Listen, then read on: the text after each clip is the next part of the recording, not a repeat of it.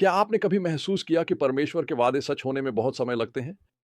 शायद आप किसी चीज का इंतजार कर रहे हैं, कोई सफलता, पुनर्स्थापन या जागृति, और ऐसा लगता है जैसे यह कभी होगा ही नहीं।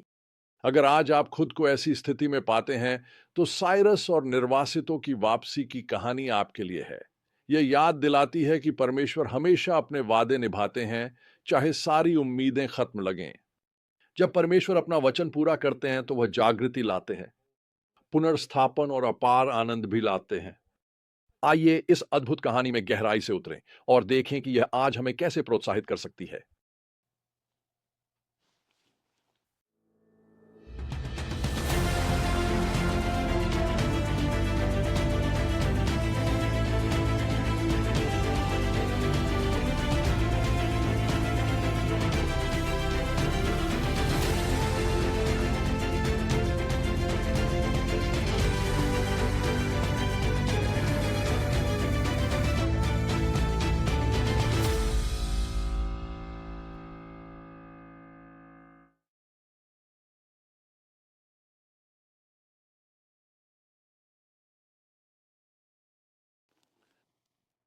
राजा साइरस से कहानी शुरू होती है। वह यहूदी नहीं था, वह इज़राइल के परमेश्वर का उपासक भी नहीं था। वो फारस का राजा था, एक शक्तिशाली साम्राज्य। लेकिन यहाँ एक अद्भुत बात है। परमेश्वर ने साइरस के दिल को कुछ असाधारण करने के लिए प्रेरित किया। 2 इतिहास 36 के 22 और 23 वचन और एजरा अध्याय 1 के 1 से 2, 1 से 4 वचन में हम पढ़ते हैं कि साइरस ने एक आदेश जारी किया जिसमें यहूदी निर्वासितों को यरूशलेम लौटने और मंदिर का पुनर्निर्माण करने की अनुमति दी गई। यह सिर्फ दयालुता का कोई सामान्य कार्य नहीं था, यह उस वादे की पूर्ति थी जो परमेश्वर ने दशकों पहले भविष्यवक्ता यिर्मयाह के माध्यम से किया था। परमेश्वर ने कहा था कि 70 वर्षों के निर्वासन के बाद उनके लोग अपनी भूमि में लौट आएंगे। और यहां वही हो रहा था, ठीक वैसे ही जैसा उन्होंने कहा था। साइरस ने सिर्फ लोगों को जाने की अनुमति ही नहीं दी, उसने उन्हें जाने के लिए प्रोत्साहित किया। उसने पवित्र मंदिर की वस्तुएं लौटा दी जिन्हें नबूकदनेस्सर ने यरूशलेम के नष्ट होने पर चुरा लिया था। क्या आप उस दृश्य की कल्पना कर सकते हैं? वर्षों की कैद के बाद यहूदी आखिरकार अपने घर लौटने के लिए स्वतंत्र थे। और सिर्फ इतना ही नहीं, बल्कि उनके पड़ोसियों ने भी उनका समर्थन किया, उन्हें चांदी, सोना, मवेशी और यात्रा हेतु सामान दिया। यह परमेश्वर का हाथ था जो लोगों के दिलों को बदल रहा था और अपने लोगों की व्यवस्था कर रहा था जिसकी वे कल्पना भी नहीं कर सकते थे। लेकिन इस घटना के मूल भाव को न भूलें। यह केवल यरूशलेम में शारीरिक रूप से लौटने की बात नहीं थी, यह आत्मिक जागृति के बारे में था। भजन संहिता इसे सुंदरता से दिखाती है। भजन संहिता 85 में भजनकार पुकारता है, क्या आप हमें फिर से जीवित नहीं करेंगे ताकि आपके लोग आप में आनंदित हों? हे प्रभु, हमें अपनी अटल प्रेम दिखाइए और हमें अपनी मुक्ति दीजिए। भजन संहिता 85 आयतें 6 से 7। भजन संहिता 126 में हम आनंद देखते हैं जब परमेश्वर अपने लोगों को पुनर्स्थापित करता है। लिखा है, जब यहोवा ने सिय्योन के भाग्य को लौटाया, तब हम स्वप्न देखने वालों जैसे थे। हमारे मुंह हंसी से भर गए और हमारी जीभें आनंद के गीतों से। भजन संहिता 126 1 और 2, जब परमेश्वर अपनी प्रतिज्ञा पूरी करता है तो वह पुनरुत्थान लाता है, और पुनरुत्थान के साथ ही महान आनंद आता है। निर्वासित लोग यरूशलेम लौटे तो समय बर्बाद नहीं किया।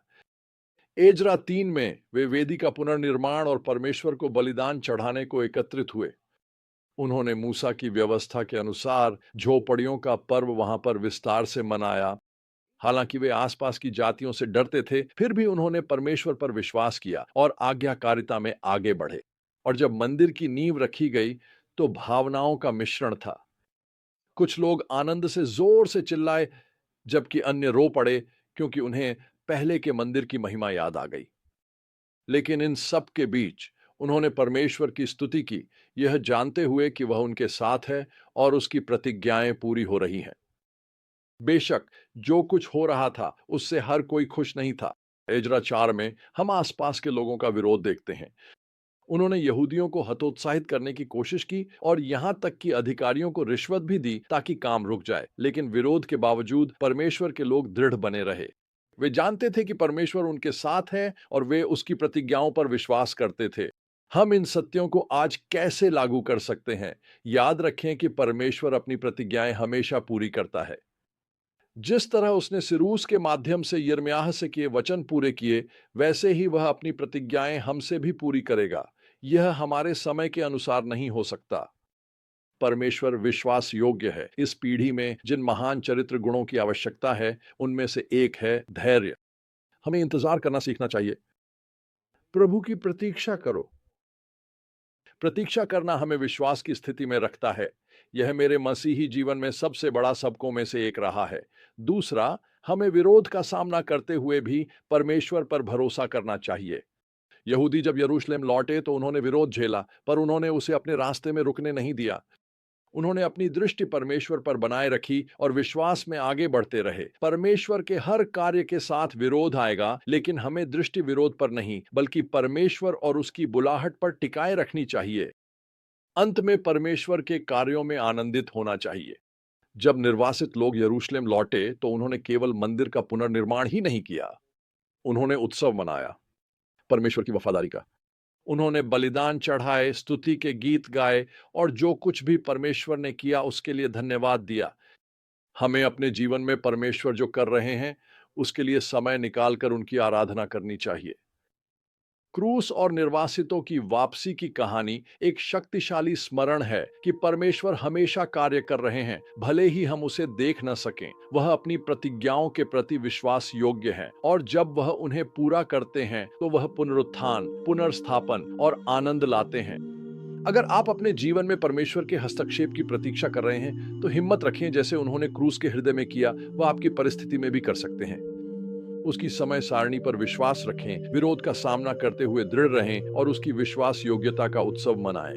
क्योंकि जब परमेश्वर अपने लोगों को पुनर्जीवित करते हैं तो आनंद हमारे हृदयों को भर देगा।